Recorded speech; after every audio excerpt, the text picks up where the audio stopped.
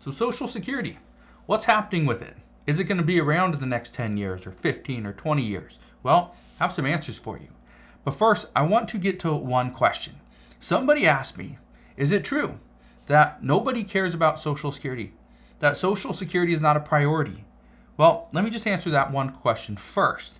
Social Security is a priority. It is the priority.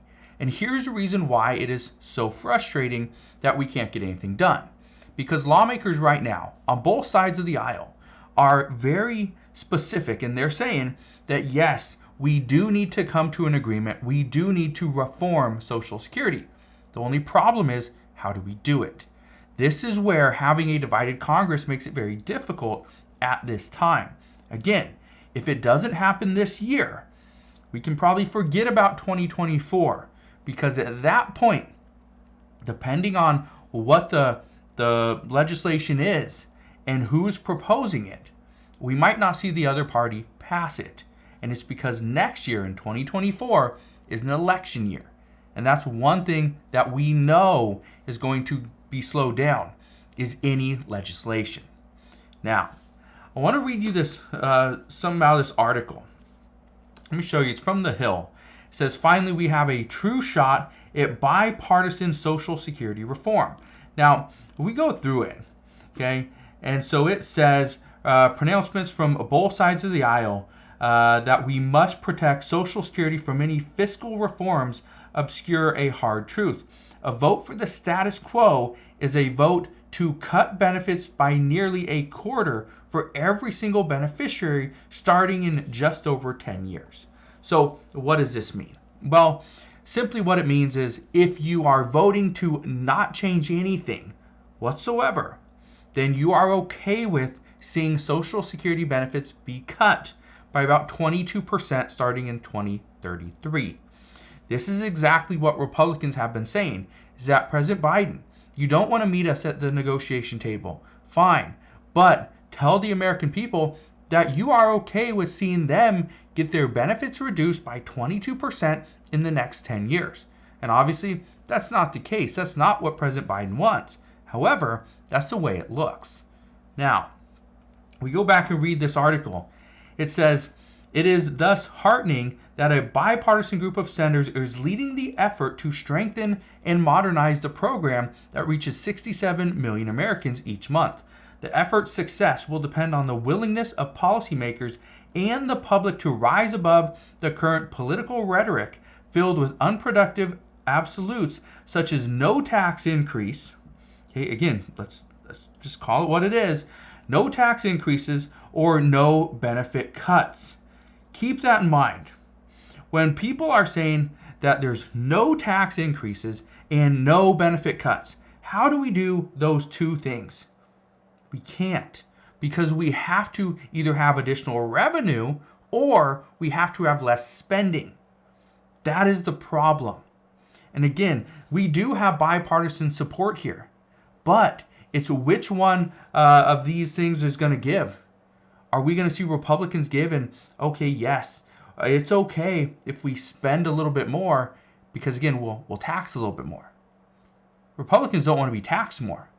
Democrats say let's tax the rich and let's give it to the people that need it, which is understandable. But at the same time, if we tax the rich, is that really the right move?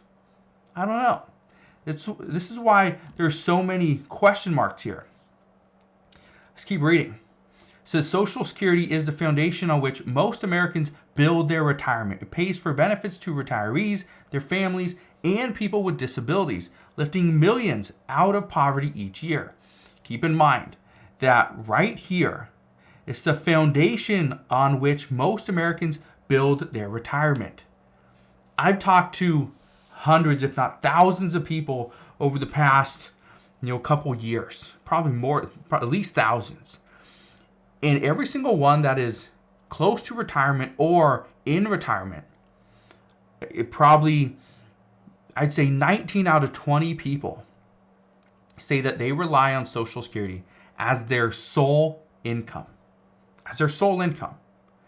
And think about this. If you are currently working or if you are getting Social Security, could you survive if there was a 22% cut? Let's say you get $1,000.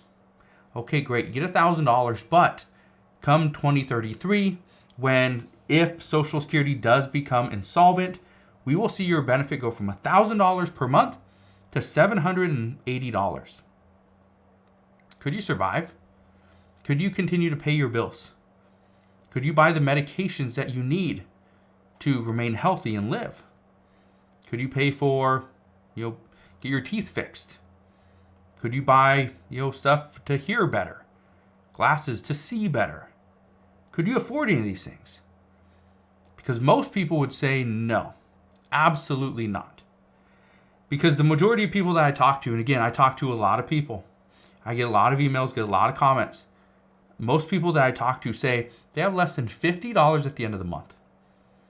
They're not getting a $60 or $70 check.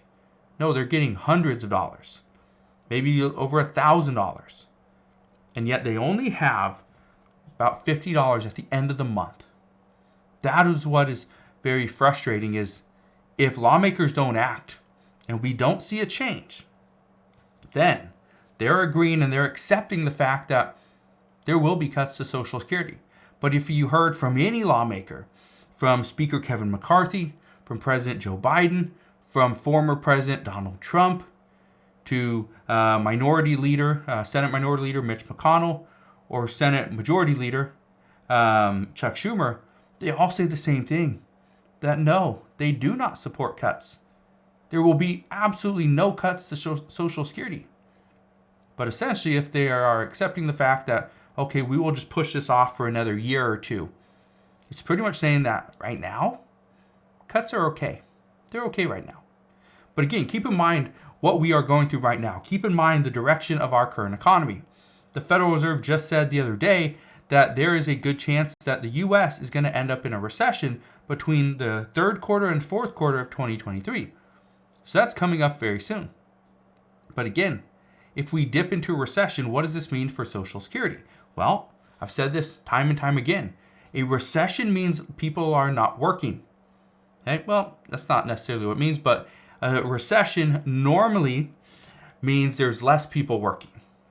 If we have less people working, that also means there's less money going into the Social Security Administration or the Social Security Trust Fund. If there's less money going in, that means the chances of becoming insolvent much sooner is actually more relevant. And then keep in mind that when we do see layoffs, and if you are part of the layoffs and you are older and you are at retirement age, for many people, they don't see the point of going to get another job at age 66. Instead, they will just go and retire a little bit early. Maybe they're not the full retirement age, but close enough, so they'll retire a little bit early. That is what we will see. We will see more people go and retire early. Guess what? There's two things that are happening there.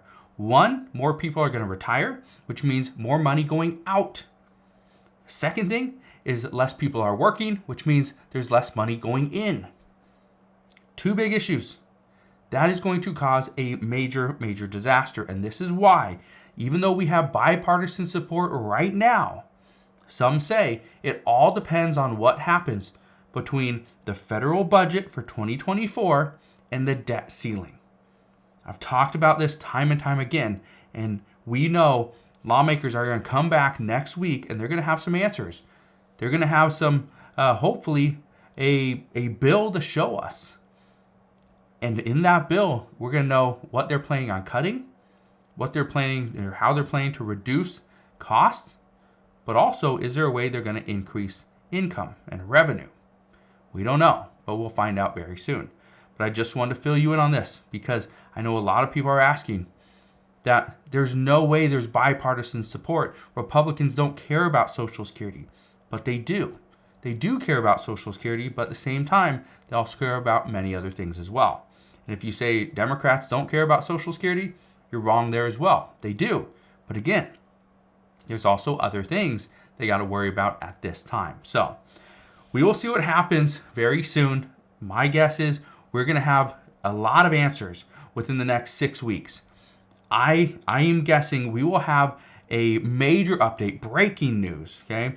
We will have this before the end of May. That's my assumption.